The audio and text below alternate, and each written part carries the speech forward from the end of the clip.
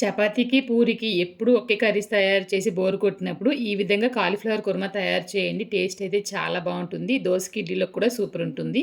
ఇంక దానికోసం అయితే కాలీఫ్లవర్ ఉప్పు, పసుపు వేసి ఉడకబెట్టి పక్కన పెట్టేశాను.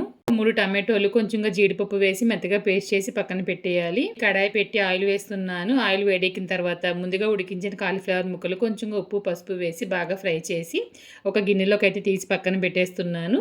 గరం మసాలా దినుసులు, ఉల్లిపాయ, పచ్చిమిర్చి, కరివేపాకు, కొంచెంగా ఉప్పు, పసుపు వేసి బాగా ఫ్రై చేయాలి. ఉల్లిపాయ ముక్కలు వేగేటప్పుడే కొంచెంగా అల్లం వెల్లుల్లి పేస్ట్ వేసి కూడా బాగా ఫ్రై చేసిన తర్వాత కారం, ధనియాల పొడి, గరం మసాలా వేసి బాగా వేపిన తర్వాత ముందుగా రుబ్బిన టమాటో పేస్ట్ కూడా వేసి పచ్చివాసన పోయే వరకు బాగా ఫ్రై చేయాలి. తరువాత వేపి ఉంచిన గోబీ కూడా వేసి బాగా ఫ్రై చేయాలన్నమాట.